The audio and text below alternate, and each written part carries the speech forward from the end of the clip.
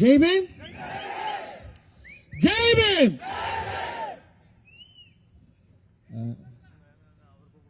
ஜெய் பீம். இது காசுக்காக கூட்டின கூட்டமா? காசு கொடுத்து யாராவது நம்மளை கூப்பிட்டாங்களா? யாருக்காக கூடணும்? அண்ணனுக்காக. அதனால காசு கொடுத்து நம்மளை கூட்டவே முடியாது.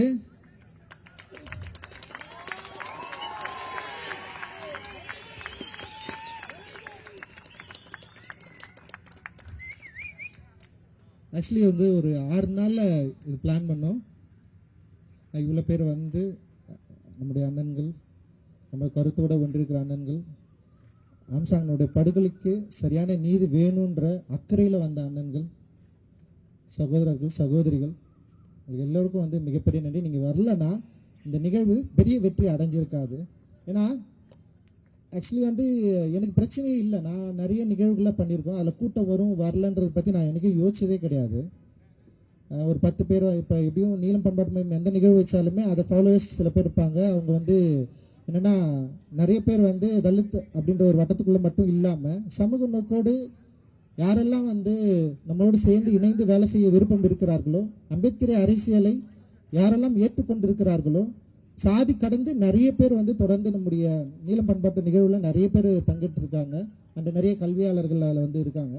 ஸோ ஆனால் வந்து இந்த மாதிரி ஒரு நிகழ்வு நடத்துகிறப்போ அண்ணனுடைய கொலைக்கு நீதி வேண்டும் அப்படின்ற ஒரு போராட்டம் நிகழறப்போ சமூக வலைதளங்களில் இது குறித்து பல கேள்விகள் வந்து கேட்கப்பட்டது, பல விஷயங்கள் வந்து விவாதிக்கப்பட்டது. குறிப்பாக எல்லாரும் சொன்னது என்னன்னா கலவரம் வரும். பல முற்போக்குவாதிகள் ரொம்ப அக்கறையோடு எழுதினாங்க. என்ன அக்கறை எழுதினா, திமுக அரசின் மீது குற்றங்கள் நிகழ்த்துவதற்கு, அதாவது குற்றம் சாட்டுவதற்கு இந்த நிகழ்வு காரணமாக அமைந்துவிடக் கூடாது.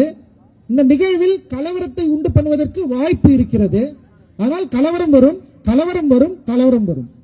இந்த நிகழ்வில் கலவரம் வரும், ஆனால் எச்சரிக்கையா இருங்கள். இது ஏன் எழுதணும்னு எனக்கு தெரியல. இந்த கலவரம் வரும் அப்படின்ற எச்சரிக்கை உணர்வு இந்த நிகழ்வுல யாரும் போய் கலந்துக்க கூடாது அப்படின்ற ஒரு எண்ணத்தில் எழுதப்பட்டதா அப்படின்ற ஒரு கேள்வி வந்து நமக்கு வந்து ரொம்ப ஈஸியாவே வந்தது ஆக்சுவலி. ஸோ அப்படி இருக்கிறப்பதான் நம்ம இந்த நிகழ்வை நடத்துறப்போ வந்து நிச்சயமா வந்து ஒரு பெரிய ஒரு அணிதிரள் நிகழணும்.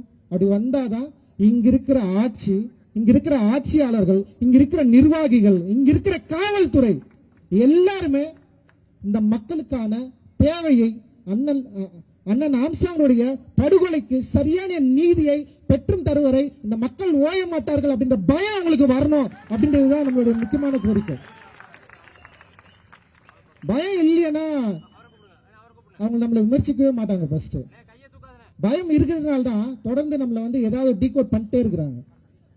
முதல்ல தலித்துகளுடைய வாய்ஸை வந்து இவங்க யாருமே வந்து என்ன பண்ணா அதோட தனித்துவத்தை இவர்கள் வந்து உணர்ந்து கொள்வதே இல்லை. தலித்தோட வெற்றியா இருக்கட்டும், தலித்தோட வாய்ஸா இருக்கட்டும், தலித் வந்து ஒரு இடத்துல வந்துட்டானே, தலித் வந்து அவனுடைய திறமையினால முன்னாடி வந்தான்னு சொல்ல மாட்டான். ஒன்னு கோட்டாவில் வந்தான்னு சொல்றான், 8 மணி அவனுக்கு கோட்டா அதனால தான் உள்ள வந்துட்டான் அப்படின்னு சொல்றானு.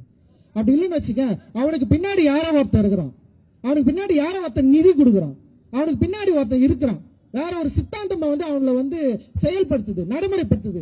எவ்வளவு அயோக்கியத்தனமான பொய்யை என்னுடைய உண்மைக்கு முன்பாக உன்னால உருவாக்க வேண்டி இருக்குது. நீ வந்து உறிஞ்சுக்கணும், நீ வந்து புரிஞ்சுக்கணும். உன்னால வந்து என்னோட உண்மைக்கு எதிராக ஒரு உண்மையை உன்னால கொண்டு வரவே முடியல.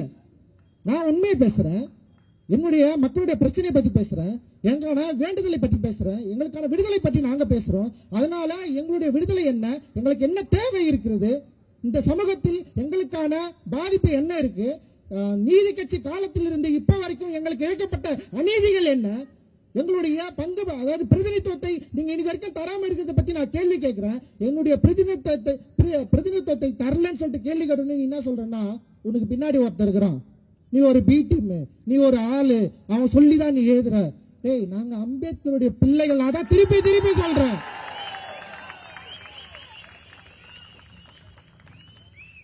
அறிவாசன் அம்பேத்கருடைய பிள்ளைகள், அயோத்திதாச பண்டிதர். உங்களால நினைச்சு கூட பார்க்க முடியாத டெக்ஸ்ட கிரியேட் பண்ணவர், நரேஷனை கிரியேட் பண்ணவர் இங்க.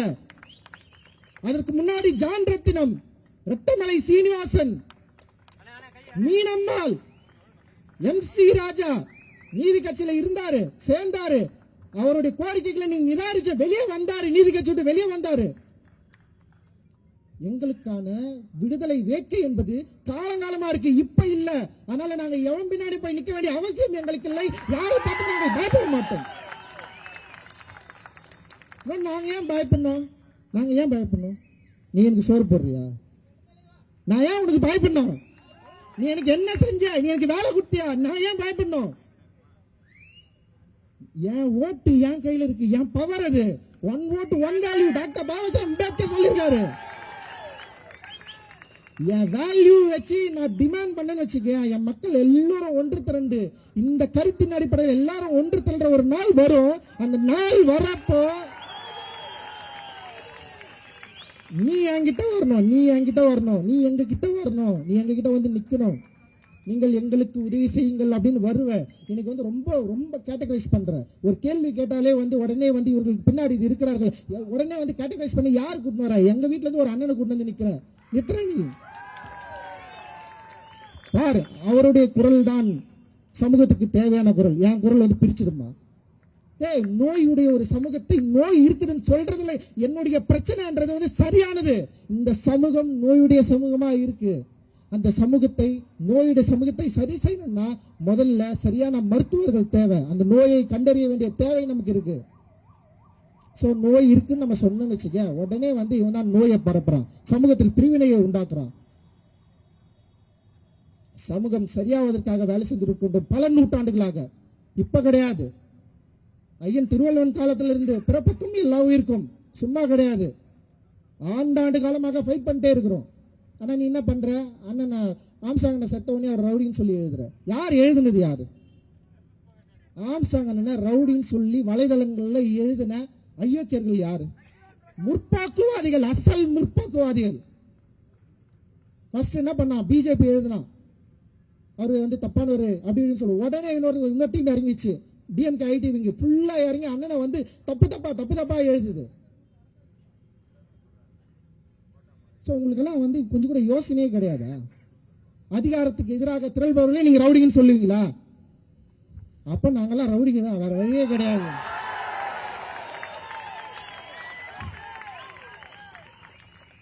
சோ நான் இன்னும் தெளிவா சொல்றேன், காவல்துறைக்கு எச்சரிக்கையே விடுறேன். காவல்துறைக்கு எச்சரிக்கை தான். இவ்வளவு மக்கள் இருக்கிறாங்க. சும்மா இந்த படுகொலையை நீ வந்து ஈஸியா டீல் பண்ணிட்டு போலான்னு மட்டும் நினைச்சிடாதீங்க. ஓகேவா? அண்ணல் அம்பேத்கர் கற்றுக் கொடுத்த சட்ட வழிமுறையின்படி நடக்கிறவர்கள் நாங்கள். 10 லட்சம் தலித்களை ஒன்று திரட்டி வன்முறைக்கு நோக்கி நகர்த்தல அண்ணல் அம்பேத்கர். 10 லட்சம் தலித்களை திரட்டி வன்முறை நோக்கி நகர்த்தவில்லை, பௌத்தம் என்கிற அறவழியை நோக்கி நகர்த்தியவர் தான் எங்கள் ஐயா பாபாசாஹேப் அம்பேத்கர்.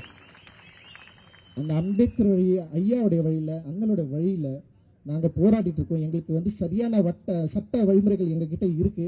நாங்க போராடுவோம். உங்களை எந்த காலத்திலயும் வந்து ஃப்ரீயா விட்டுற மாட்டோம். அண்ணனுடைய படுகொலைக்கு பின்னால் இருக்கிற ஐயோக்கியர்கள் நீங்க கண்டுபிடிக்காத வரைக்கும் நாங்க உங்களோட சும்மா விட மாட்டோம். உண்மையிலே சொல்றாங்க.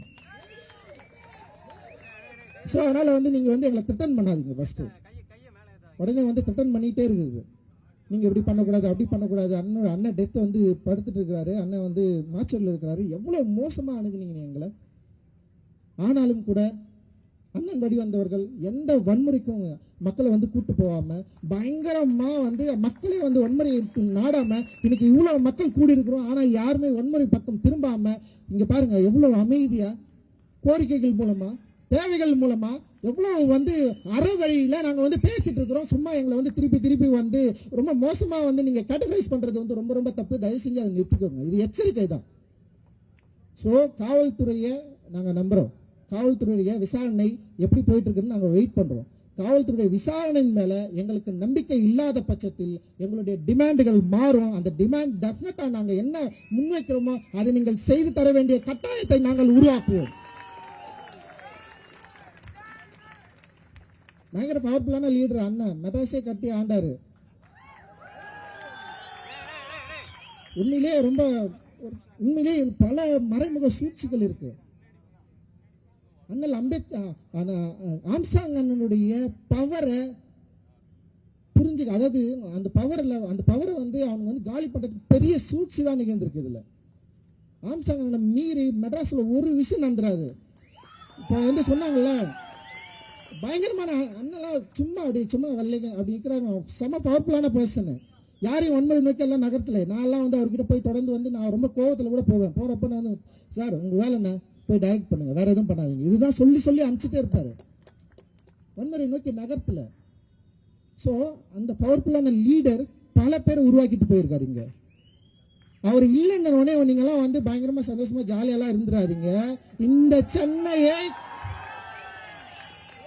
இந்த மெட்ராஸை எங்களை மீறி யாரும் ஆட்சி செய்யவே முடியாது.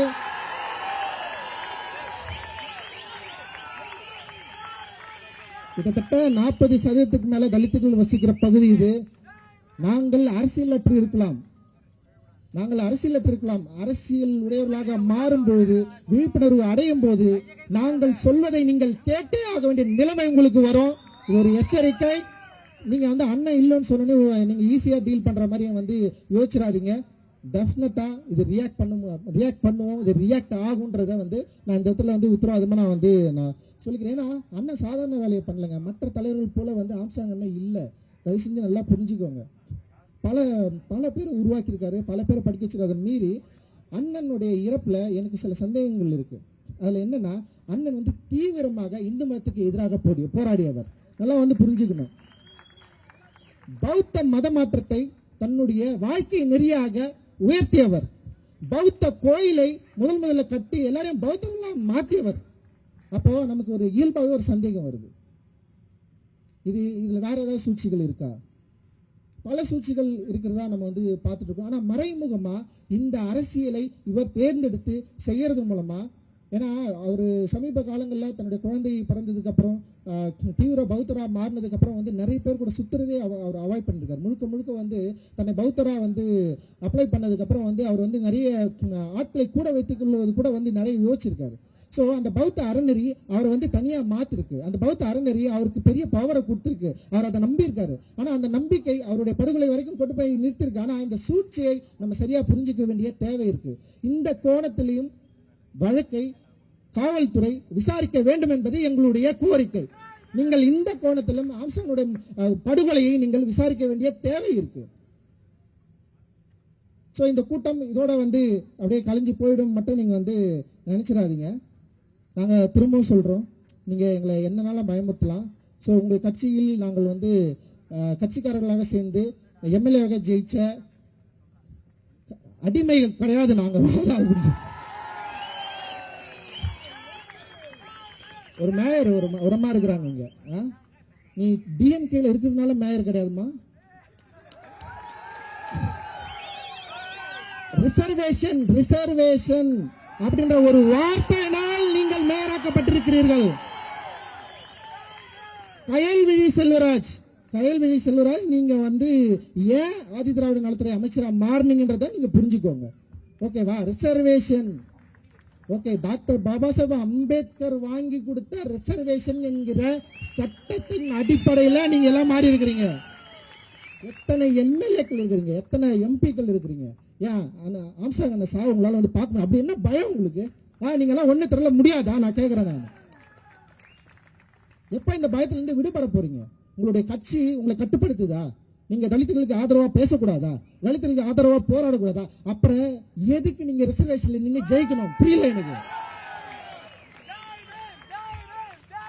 புரட்சியாளர் அம்பேத்கர் சொல்றாரு, இந்த தனித்தகுதி மூலமாக இங்க இருக்கிற அரசியல்வாதிகள் அரசியல் ஒரு அடிமைகளை தான் உருவாக்க போகிறது அப்படின்னு சொன்னாரு. சோ எத்தனை காலம் இன்னும் அடிமைகளா இருக்க போறீங்க?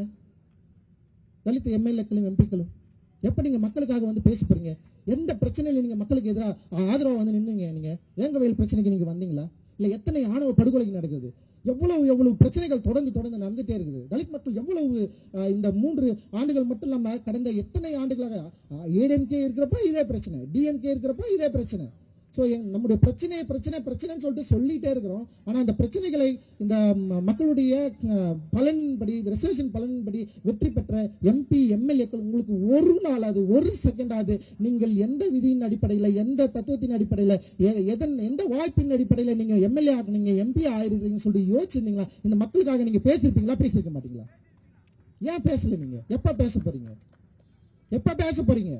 அப்ப பேசலன்னா தயவு செஞ்சு நீங்க இந்த எம்எல்ஏ எம்பி பதவிகளை ரிசைன் பண்ணிட்டு போயிடுங்க நான் சொல்றேன். இது ரொம்ப நியாயமான கோரிக்கை, ரொம்ப ஆதங்கமான கோரிக்கை. நான் ஏன் வந்து இங்க பேசிட்டு இருக்கணும்?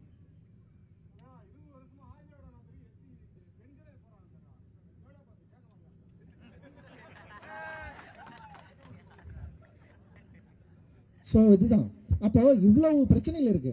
அப்போ அதிகாரம் உங்ககிட்ட இருக்கு. இந்த அதிகாரம் ரிசர்வேஷன் கோட்டானால உங்களுக்கு வந்திருக்கு. அந்த ரிசர்வேஷன் கோட்டாவை பயன்படுத்திக் கொண்டு நீங்கள் உங்கள் சுகமாக வாழ்க்கையை வாழ்ந்து கொண்டிருக்கிறீர்கள். ஆனால் நம்ம மக்கள் பாதிக்கப்படுகிறப்போ, நம்முடைய தலைவர் வெற்றி கொள்ளறப்போ உங்களால வந்து பார்க்க கூட முடியல, அதுக்காக பேச முடியல, ஒரு சின்ன அறிக்கை கூட கொடுக்க முடியலன்னா நீங்கள் அடிமைகளா? அடிமைகள் இல்லையா?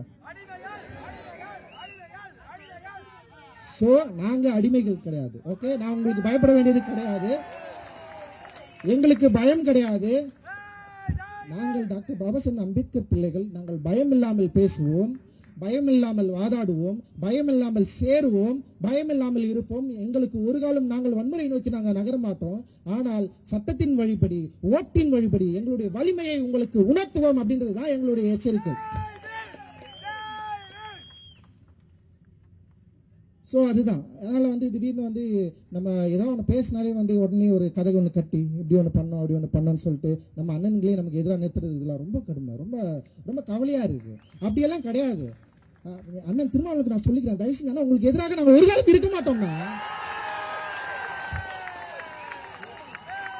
உங்களுக்கு எதிராக நாங்க இருக்கணும். எங்களுடைய குரல் நீங்க, எங்களுடைய குரல் நீங்க. உங்களை நாங்கள் ஒரு காலம் விட்டுவிட மாட்டோம், உங்களை ஒரு காலம் நாங்கள் விட்டுவிட மாட்டோம். உங்க கூட தான் நிற்போம். ஒவ்வொரு அண்ணனுக்கும் சொல்றேன். ஆம்ஸ்ட்ராங் அண்ணா, ஆம்ஸ்ட்ராங் அண்ணா பகுஜன் சமாஜ் கட்சி.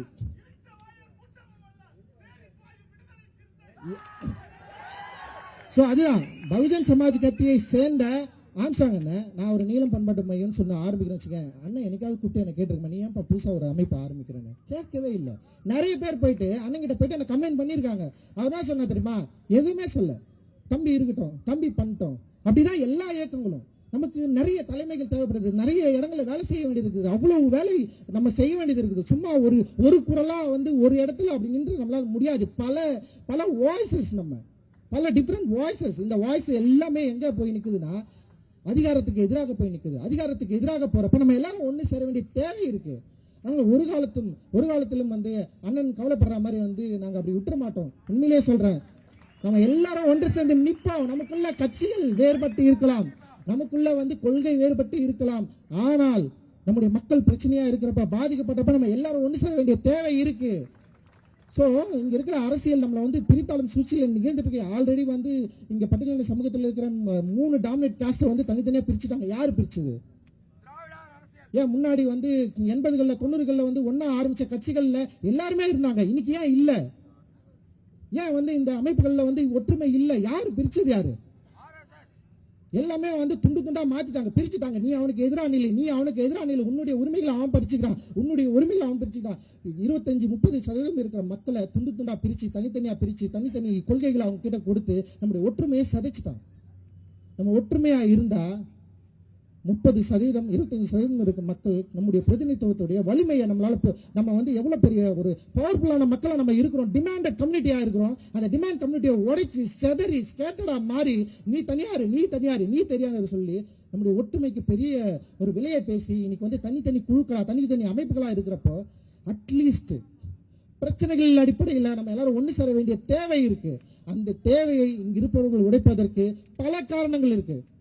சும்மா எப்ப பார்த்தாலும் வந்து பிஜேபிக்கு எதிரானவர்கள் நாங்கள். நான் தான் சொல்றேன், பிஜேபியின் அடிப்படையான ஆர்எஸ்எஸ்க்கு எதிராக உதித்தவர் பாபா சாஹேப் அம்பேத்கர். ஆர்எஸ்எஸ்க்கு எதிராக நாக்பூரிலேயே மிகப்பெரிய களம் கண்டவர் பாபா சாஹேப் அம்பேத்கர். முதல்ல நல்லா புரிஞ்சுக்கோங்க. பிஜேபி ஒரு காலம் எங்கள் பகுதியில் வராது, வரவும் விட மாட்டோம். நாங்க திருப்பி அதுதான் சொல்றோம், பிஜேபிக்கு நேர் எதிரானவர்கள். சும்மா எங்களை வந்து இதுக்கு பின்னாடி அவன் இருக்கிறான், இவன் இருக்கிறான், இங்க வந்து ஒற்றுமையை குலைக்க பாக்குறான் அப்படிலாம் கிடையாது. எங்களுடைய டிமாண்ட் இது, எங்களுடைய பிரதிநிதித்துவம் இல்ல.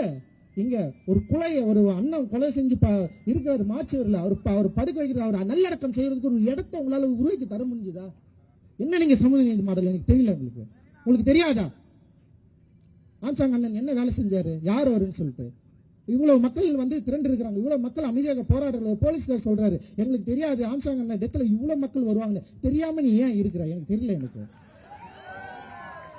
அப்ப எங்களை பற்றி உங்களுக்கு கவலை இல்லை, எங்களை பற்றி நீங்க தெரிந்து கொள்ள மாட்டீர்கள், நாங்க யாருன்னே உங்களுக்கு தெரியாது. அப்புறம் நாங்க ஏதாவது ஒரு டிமாண்ட் வச்சா உங்களுக்கு நாங்க இதுதான் தருவோம் அதுதான் தருவோம்னு சொல்லிட்டு பல ஆணவ கொலைகள் நடந்துட்டு இருக்குது. ஆணவ கொலைக்கு தனி சட்டமே தேவையில்லைன்னு சொல்றீங்க. எந்த இடத்துல இது வந்து உருவாகுதுன்னே எனக்கு தெரியல. அவ்வளவு பிரச்சனைகள் இருக்கு. உடனே பேசணும்னே நீங்க டிஎம்கேக்கு எதிராக மட்டும் தான் பேசுற. நாங்கள் இங்க இருக்கிற அரசியல் கட்சிக்கு எல்லாத்துக்கும் எதிராக பேசுறாங்க. எங்க எல்லா கட்சிகளும் எங்களை ஏமாற்றி இருக்கிறார்கள், அதுதான் உண்மை. காங்கிரஸில் இருந்து அந்த மாற்றுக்கு வந்து புதிய நீதி கட்சிக்கு வந்தோம். நீதி கட்சியில இருந்து அப்படியே வந்து என்ன பண்றோம், திராவிட முன்னேற்ற கழகம் வரப்ப அங்க வரோம், அங்கிருந்து ஏடிஎம்கேக்கு போறோம், ஏடிஎம்கேல இருந்து திரும்ப டிஎம்கேக்கு வரோம். மாறி மாறி மாறி எங்களுடைய ஓட்டு யாருக்கு கிட்ட இருக்கு, எங்களுடைய ஓட்டு வங்கி யார்கிட்ட இருக்கு, யாருக்கு நாங்க போட்டு இருக்கிறோம், ஏடிஎம்கே டிஎம்கே ரெண்டு கட்சியும் தான் மாறி மாறி மாறி போட்டு இருக்கிறோம். நீங்க எங்களுக்கு என்ன செஞ்சீங்க, என்ன செஞ்சிட்டு இருக்கிறீங்க? அப்ப ஒரு தலைவர் இறந்த உடனே அந்த தலைவரை ஊருக்கு வெளியே புதைக்கிறதா உங்களுடைய திட்டமா? இப்ப நாங்க டிமாண்ட் ஒண்ணு வைக்கிறோம், அந்த தலைவருக்கு மணிமண்டபம் சென்னையில கட்டணும். உங்களால முடியுமா? நீங்க சொல்லுங்க. நீங்க ஓகே, தலித் மக்களுடைய இவ்வளவு மக்கள் திரண்டு வந்து ஒரு கோரிக்கை வைக்கிறாங்க, ஆம்ஸ்ட்ராங் அண்ணனுக்கு இங்கே சென்னையிலே ஒரு மணிமண்டபம் நாங்க கட்டணும்னு விரும்புறோம். கட்டுறமா? வேணுமா வேணாமா? வேணுமா வேணாமா? சரி, திமுக அரசிடம் முறையாக கோரிக்கை வைக்கிறோம். சமூக நீதியின் மேல் பற்றுள்ள திமுக அரசு அண்ணன் ஆம்ஸ்ட்ராங் அவர்களுடைய மறைவை ஒட்டி அதற்கு பிறகு நடந்த சில விஷயங்களை நாங்கள் மறப்பதற்கும் தயாராக இருக்கிறோம். நீங்கள் முடிந்தால் இதை நீங்கள் வந்து எங்களுக்கு வந்து ஒரு சப்போர்ட்டிவா மாற்றுறதா இருந்தால் அண்ணனுக்கு மணிமண்டபம் சென்னையில் நீங்கள் கட்ட தயாராக இருக்க வேண்டும், எங்களுடைய வேண்டுகோள் இது.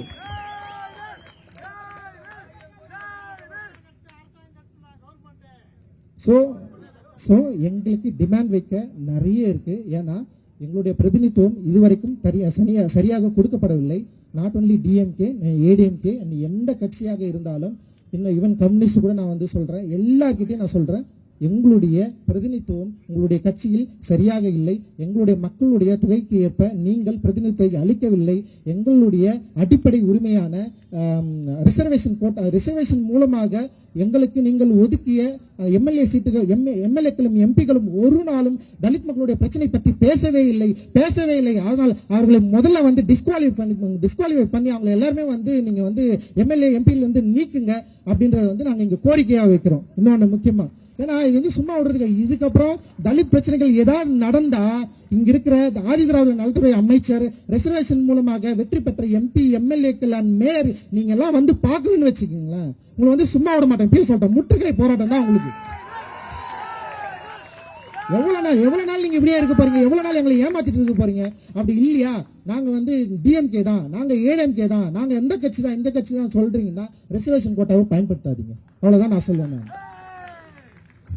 நிறைய கோபம் இருக்கு, ஓகேவா? அந்த கோபம் என்பது எங்களுடைய ஆதங்கம். இத்தனை நாட்களாக நாங்கள் வேண்டி விரும்பி எதிர்பார்த்து கொண்டிருந்தது. இந்த மாற்றம் நிகழவே இல்லை. இந்த மாற்றம் எப்போது நிகழும் சொல்லிட்டு பல தலைமுறைகளாக காத்து கொண்டிருக்கிறோம். ஆனால் தலைமுறை கடந்த பின்பும் வந்து நீங்க தொடர்ந்து வந்து எங்கள் மக்களுடைய பிரச்சனைகளை, வன்கொடுமைகளை பற்றி நீங்க வந்து துளியும் ஆராயாம, அந்த பிரச்சனையை வந்து அண்டர்ஸ்டாண்ட் பண்ணிக்காம நீங்க வந்து மற்ற சாதி பிரச்சனைகளும் தலித் சாதி பிரச்சனைகளும் ஒரே மாதிரி அணுகிறது தான் இதோட பிரச்சனை. அது முதல்ல வந்து தயவு செஞ்சு இதை புரிஞ்சுக்கோங்க. மற்ற சாதி பிரச்சனை வேற, தலித் பிரச்சனைகள் வேற, அதுவும் இதுவும் கிடையாது. இப்போ வந்து உயர் சாதி வர்க்கம் அப்படின்னு சொல்ற ஓபிசி இல்ல எம்பிசி இல்ல அந்த பிசி சாதியில் இருக்கிற சாதி ஒடுக்குமுறையும் எஸ்சி ஒடுக்குமுறையும் வேற. நீங்க ரெண்டுத்தையும் ஒன்னா வச்சு எல்லாமே ஒரே சாதி அப்படின்னு எல்லா சாதியும் வந்து ஒரே மாதிரியான பிரச்சனை தான் ஹேண்டில் பண்ணுதுன்னு நினைக்காதீங்க. அப்படி நினைக்கிறதெல்லாம் இங்க பிரச்சனையே. அப்போ நீங்கள் அறியாமையில் இருக்கிறீர்கள். உங்கள் அறியாமையை சரி செய்வதற்கான வேலையை நீலம் பண்பாட்டு மையம் இங்க இருக்கிற தோழர்களும் நாங்கள் செய்வோம் அப்படின்னு நான் வந்து இந்த நேரத்தில் வந்து உறுதி கூறுகிறோம். அண்ட் வந்து உண்மையிலே ரொம்ப மகிழ்ச்சியான ஒரு எழுச்சியா நான் இது வந்து பார்க்கிறேன். ஆம்ஸ்ட்ராங் அண்ணனுக்கு பிறகு இங்க சென்னையை நோக்கி இருக்கிற நிறைய மக்களுக்கு வந்து ஒரு சின்ன மனத்தடங்கள் இருந்தது. இதற்கு பின்னாடி இதுக்கப்புறம் வந்து யார் இதை வந்து இதை ஹேண்டில் பண்ண போறாங்க, மக்கள் கூடுவாங்களா கூட மாட்டாங்களா அப்படின்னு ஒரு பிரச்சனை இருக்கிறப்போ ஆம்ஸ்ட்ராங் அண்ணனுக்காக அவருடைய படுகொலைக்கு நீதி வேண்டி இவ்வளவு மக்கள் நம்ம வந்து கூடி இருக்கிறோம்ல, இதுவே மிகப்பெரிய அறைகோலா நான் வந்து பாக்குறேன், மிகப்பெரிய வெற்றியா இதை பாக்குறேன். தன்னார்வத்தோடு கலந்து கொண்ட ஒவ்வொரு சகோதர நெஞ்சங்களுக்கு வந்து என்னுடைய மிகப்பெரிய நன்றியையும் ஜெய்பீம் கலந்த வணக்கத்தையும் நான் வந்து தெரிவிச்சுக்கிறேன். ரொம்ப சாதாரண விஷயம் கிடையாது. இது ஒரு எழுச்சி. இந்த எழுச்சியை சரியாக புரிந்து கொள்ளுங்கள். நீங்க உடனே இது வந்து ஒரு கேட்டகரிஸ் வச்சு ஒரு ஜாதி ஒரு மனநிலையில் நீங்க பாப்பீங்கன்னா உங்களுடைய மிக மோசமான பிற்போக்குத்தனம் உடையவர்கள் வேற யாரும் இருக்க மாட்டார்கள். ஸோ எங்களுடைய டிமாண்ட் வந்து நீலம் பண்பாட்டு மையம் இதுல வந்து நாங்க வச்சிருக்கிறோம். இந்த டிமாண்டை வந்து நாங்க உங்களுக்கு எல்லாருக்குமே வந்து நாங்க கொடுத்துருக்குறோம். நீங்க எல்லாருமே இதை வந்து வாங்கிக்கலாம். இது வந்து வலைதளங்கள்ல நாங்க வந்து ரிலீஸ் பண்றோம். அண்ட் இந்த நிகழ்ச்சிக்கு ஒத்துழைப்பு தந்த அனைத்து நல் உள்ளங்களுக்கு வந்து எங்களுடைய மிகப்பெரிய நன்றியை வந்து காணிக்கையாக்குறோம். அதோடு தயவு செஞ்சு இங்க நம்ம எப்படியே பிரிஞ்சு போயிட வேணாம். நிறைய பிரச்சனைகள் தொடர்ந்து நிகழ்ந்துட்டே இருக்கு. அது யாரு ஹேண்டில் பண்றது, யார் செயல்படுத்துறதுன்ற நிறைய கவலைகள் இருக்கு. நிச்சயமா நீலம் பண்பாட்டு மையம் மக்களுக்கான தலித் மக்களுக்கான பிரச்சனையை வெரி ஸ்ட்ராங்கா எந்த காம்ப்ரமைஸும் இல்லாம செய்யும் அப்படின்னு நினைக்கிறேன். இதுக்கு பின்னாடி எந்த விதமான வேலையும் இல்லை. இது முழுக்க அம்பேத்கர் பாதையில் பாபா சாஹேப் அம்பேத்கரை ஏற்றுக்கொண்ட ஒரு மாணவனாக எல்லாருமே நாங்கள் இங்கே இருக்கிறோம். இந்த சமூகத்துக்காக பிரச்சனைகளுக்காக தொடர்ந்து போராடுவதற்கும் களம் காடுவதற்கும் நாங்கள் தயாராக இருக்கிறோம். நம்ம எல்லாரும் ஒன்று சேர்ந்து போராட வேண்டிய தேவை இருக்கு. ஏன்னா நம்முடைய பவரை காட்ட வேண்டியது இருக்கு. டிமாண்டை உருவாக்குகிற ஒரு கம்யூனிட்டியா நம்ம மாற வேண்டிய தேவை இருக்கு. நம்ம மாறுவோம். மாறுறதுதான் அண்ணன் ஆம்ஸ்ட்ராங் அவர்களுக்கு நம்ம வந்து செய்யற மிகப்பெரிய காணிக்கையா இருக்கும்னு நான் நினைக்கிறேன். நிச்சயமா காவல்துறையும் திமுக அரசும் இங்க இருக்கிற நிர்வாகமும் இந்த வாய்ஸை வந்து கரெக்டா எடுத்துப்பாங்க அப்படின்னு நினைக்கிறேன். இதை வந்து ஒரு விமர்சனமா சரியா புரிஞ்சுப்பாங்கன்னு நான் நினைக்கிறேன். இதை எதிர்மறையில் வைக்க வேண்டிய விருப்பம் எங்களுக்கு கிடையாது. எங்களுக்கு வந்து எங்களுடைய சரியான நியாயமான கோரிக்கைகள் நிறைவேற்றப்பட வேண்டும் அப்படின்றதுதான் எங்களுடைய டிமாண்டு. அந்த டிமாண்டை நாங்கள் உங்களிடம் வைத்திருக்கிறோம். நீங்கள் சரியாக இதை கண்டுகொள்வீர்கள் என்று நம்புகிறோம். அந்த வகையிலே நாங்கள் இங்கிருந்து விடைபெறுகிறோம். ஜெய் பீம். மகிழ்ச்சி. ஜெய் பீம்.